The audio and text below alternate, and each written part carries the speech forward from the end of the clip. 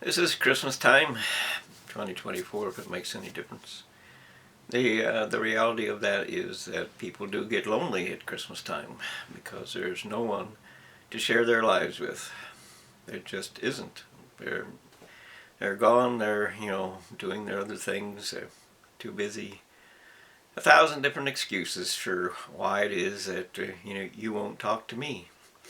Some of it's fear, and some of it's belief in gossip, and some of it's ridicule, and there's 10,000 different things that determine why or why not people accept the idea that they can or cannot love you, can or cannot spend their time with you. So it's very important to understand what it is that drives these motivations, and of course it all starts with, well, there are there are three primary decisions that humanity makes. Either you love, or you hate, or you want to be in the middle, which is that, I want what I want, and that's all that I want, and I don't want what I don't want. And the end result of that is I want love some of the time, and I want hate some of the time, and you never make a actual decision about either one, because you want everything. But you can't have everything, and that means that you will end up in the middle, undecided. So people who are undecided want what they want, so they turn to belief to decide what they want, and belief then becomes their own little prison cell of, this is what I want, and you can't make me stop wanting what I want, or you can't come in here and tell me anything, because I won't allow it. That's what belief is. I won't allow it. I am safe in my little prison cell where you can't get me. And if you drag them out of there, the door is unbolted, and they turn to hate you instead. So you have to let them believe whatever they want to believe, regardless of whether it's true or not. It's just not worth the effort to try to change their mind, and it is not up to you or me to change their mind. We have the freedom to, that's inherent in being a human, to decide what it is that we will or will not believe. And then, of course, fear comes in, and you can see that in the current advertising of I think it's 1 in 4 die of a heart attack or some such thing. But if you remove all the people who are beneath the average age of death, which is 76 years old or so for my particular situation, you end up with there's very little of heart disease at all. That doesn't mean there is none. There is very little, and almost none die of heart disease until they get to old age, in which case you died, well, we'd call it heart disease, because, and a lot of times it is, but it doesn't matter, you died of old age. But what they want you to do is believe and fear the cost of being wrong, because that gives them power over you. So in need for you to believe that these people are correct, or otherwise they cannot make you fear, and they cannot get your money and cause you to do whatever they want you to do. And of course, unfortunately, doctors are saddled with extreme debts when they get out of school at middle age practically, and then they have to make money, or they go bankrupt, just like everybody else. And so they do whatever they have to do to get money. So, and the consequence of that is there are surgeries and things that should not be done. There are advice that should not be given. There's any number of things that should not occur, because the end result is those who are the elite of university, who get all the money and decide all the factors involved with your education, are tyrants. They are simply tyrants. Just like they're making all the decisions for this nation, and they're ruling over those who lead, like Trump. He didn't entirely commit to COVID until he supposedly had COVID, and then of course he gave away $6 trillion, which is $60,000 for each and every shot of the experimental vaccine that was hopefully nothing worse than a sugar pill. because it could have been, or might be, far worse than that. It's he had no idea. They had no idea. The truth is that we should not believe whatever we want to believe. And that, of course, brings about loneliness as well, because loneliness is dependent upon what people believe about you, what they're willing to believe about you, what the gossip about you is, or the ridicule of you is, and how much can you give to their life, and so on. You can't just go ahead and join somebody else's group, because usually they just don't have enough in them to have time for somebody else.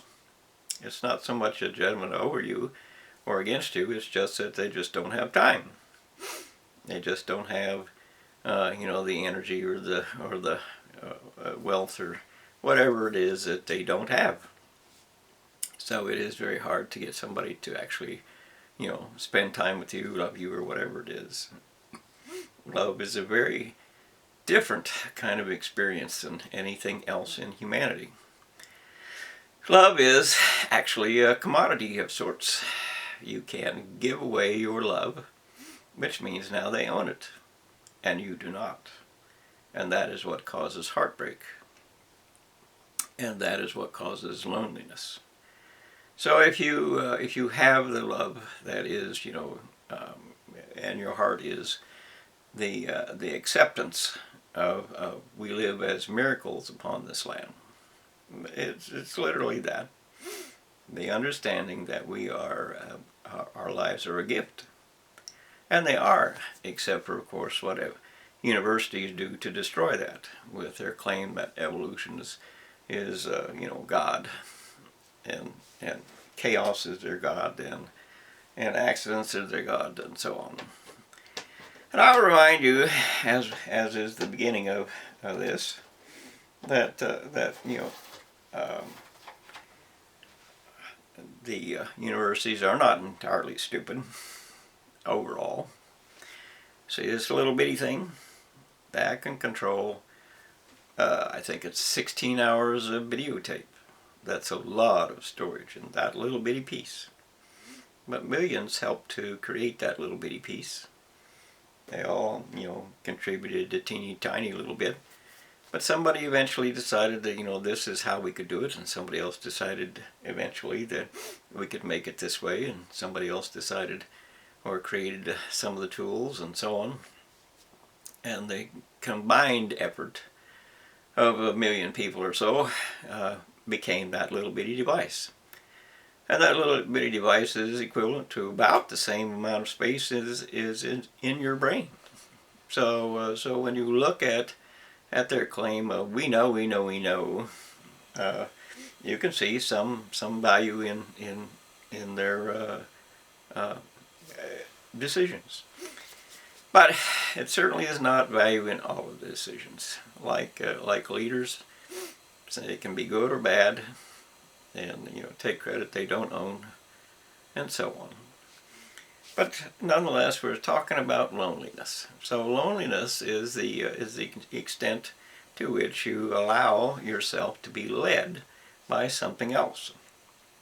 My mom asked me once if what she was, where she belonged in the biblical scope of things, and I told her because she asked, and it was plenty fine, but if she wanted to be so-called perfect or whatever it is, a little better than what she was, she had to change it a little bit. She refused to change, and in fact refused to talk to me about anything after that. That was her choice, and I didn't have any say. That was her choice. So, and after that, she decided that push him down a little bit. He can't be right, and so on. And then my dad did the very same thing when I got tinnitus, and our actual little bitty 9-month-old nephew died of a brain tumor. So he made decisions accordingly. And of course, there's any number of people in the area that made decisions about me that they couldn't substantiate because they just needed conversation. Lots and lots and lots and lots of people need conversation. If you have somebody in your life that has all kinds of money and everything they could possibly want, what they want from you is conversation, because that's what they lack.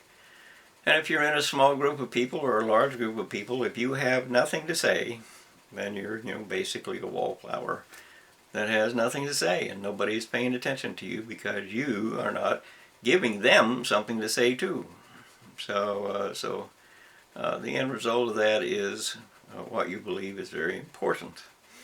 And of course, my dad decided that in the end, since I have tinnitus and couldn't do all the things that I used to do, that I must be lying or something. And because I took it upon myself to say to the area that you need to control the sound here a bit, which they didn't do.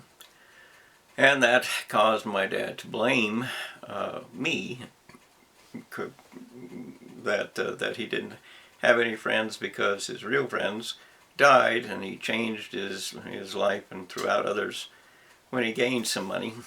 And at any rate, not really my fault, but he blamed me anyway, and that was how it was until he died. So, don't be surprised when people blame you for things you didn't do. They do. That's how it is. And I wish that it wasn't, but people make decisions based upon what they believe, and they're willing to believe whatever it is that they want to believe, because you got to choose between the herd is doing one thing and you are doing something else, and do you want to be part of the herd, or do you want to be part of someone else's life? And so you decide whichever one gives you more. So, and that's how that is too. So the end result is stop believing because it leads you into terrible things.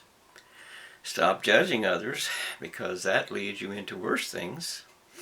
Stop being proud because that makes life a game. And if you're not playing a game, then you can't win or you can't lose. So don't do that. And power, of course, is a judgment. And the righteous make rules so they can judge. Don't be righteous. Don't make rules. Don't judge. Don't make life a game. And don't believe. Let truth decide.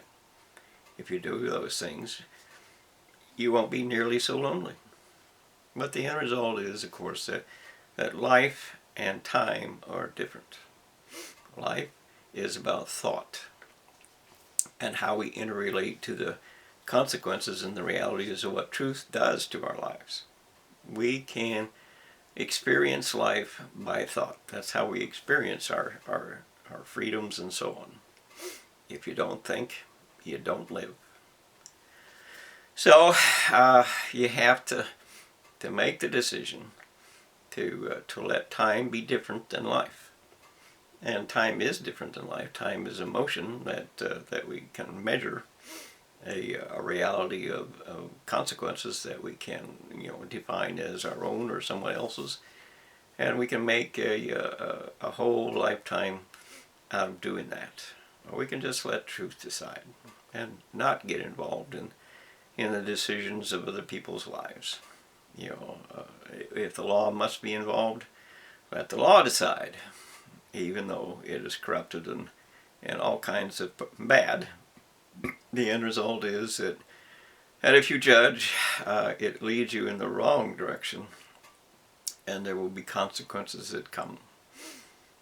And you just have to you have to believe that, if you want to believe that, or you have to let truth prove to you that it is in fact true, that judgment creates all the violence and the abuse and the things that we hate as humans on life in this world.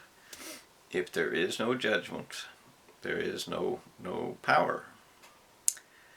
And so respect is finite reality of if you respect someone, then you give them the chance to tell you why or what it is that went wrong. And if you don't respect someone, you just make decisions, you just make judgments about what they are or are not doing based upon what it is that you think you would do. I know is based upon what you believe you would do in their situation as far as you know it. And of course that's not true, because you are not them and they're not you, and your decision doesn't necessarily have any effect on their lives at all. So you have to make a decision to be yourself and let truth decide.